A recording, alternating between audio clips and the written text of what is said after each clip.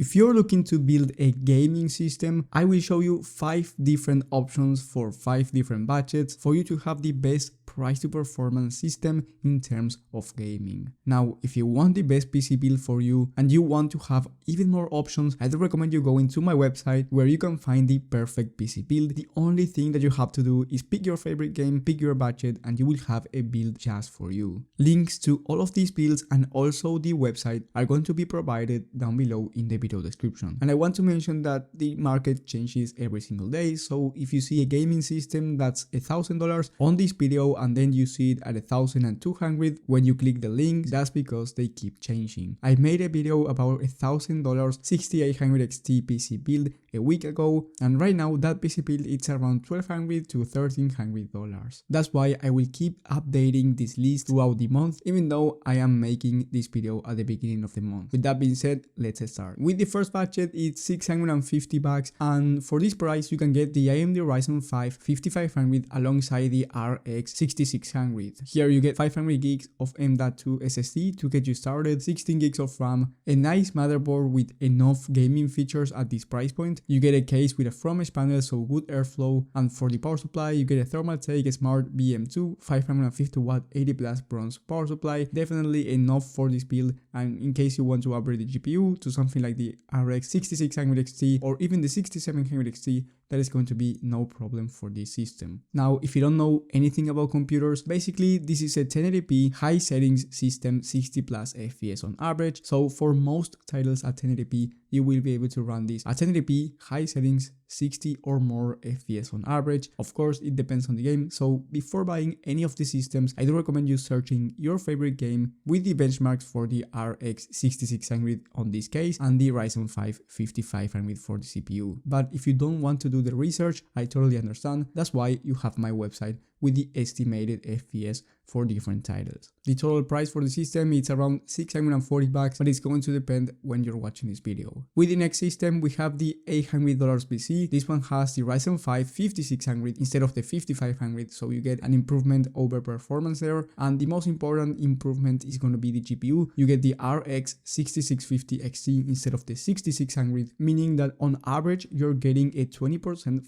faster gaming GPU, and because you get a better CPU as well, overall performance at 1080p is going to be much better. And with this system you can also play at 1440p, so if you want a 1440p monitor or you already have one, then I will start with this system if you're on a tight budget. You also get a terabyte of SSD instead of 500 gigs, so you get plenty of storage. You get the same power supply because, like I said before, this is a really solid power supply for low-end systems. And you also get a CPU cooler that if you want to save up money, then you can take it out. You don't need an aftermarket cooler for the 5600, but it looks better, and it's also going to be better than the stock cooler, and it's going to be more quiet. But of course, if you're saving money, you can save up $20 by not going with this cooler. With the next one, for a budget of $1,000, this one is actually $1,036, so it's a bit over budget, but trust me, it is worth spending those extra $36. But anyway, I will explain on how to keep it under $1,000. Here you get the same 5600, same cooler, same motherboard, same memory kit, same storage, basically the same everything but the graphics card, case and power supply. Here we get the RX 6800, which is a high-end 1440p gaming GPU. So like I said before, if you want a 1440p monitor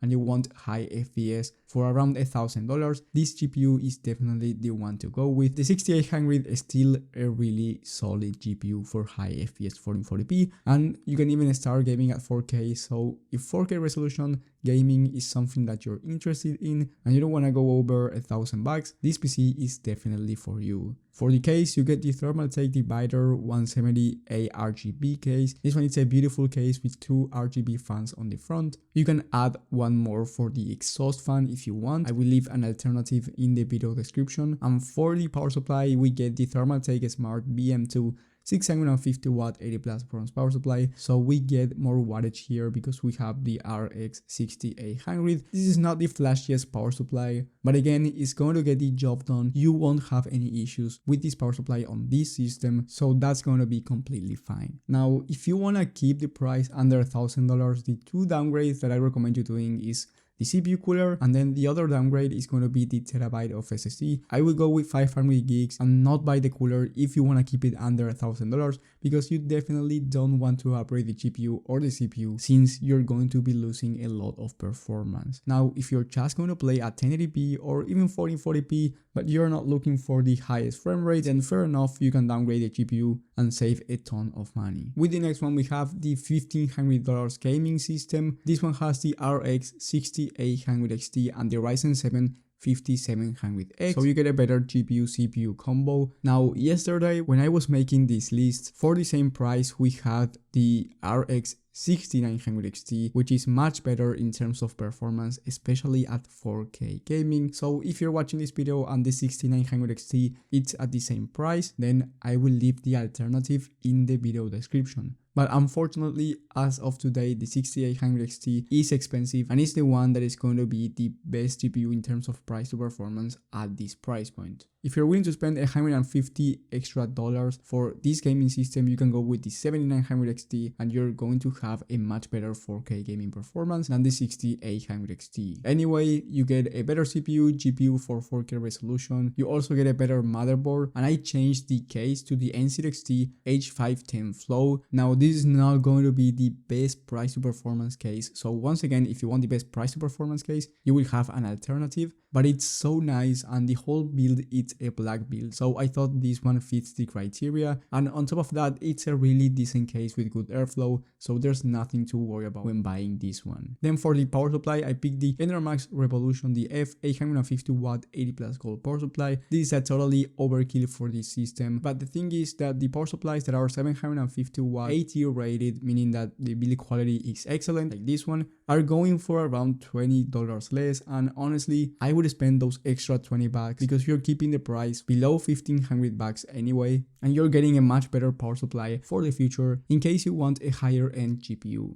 And last but definitely not least, for around $2,000, actually by the time that I'm recording this video, this one is $1,974, we get a system with the AMD Ryzen 5 7600X and the RX 7900 XT for the GPU. This is one of the fastest price to performance systems that you can get right now, and it's much more upgradable than the other systems because you get the AM5 platform, meaning that you will be able to change the CPU for years to come. You also get a great AM5 motherboard, 32 gigs of RAM instead of 16, so if you're interested in doing streaming or multitasking, this system is by far the best one. You also get 2 terabytes of SSD instead of 1 terabyte, and this is Gen 4 SSD, meaning that it's going to be faster. Now, for gaming, you're not going to notice a difference, but if you're doing content creation or transferring files all the time, you are going to notice the difference. Then I changed the case to the NZXT H7 Flow. Once again, really similar in terms of aesthetics to the H510, but this one is bigger and it's also going to give you better airflow for this type of system.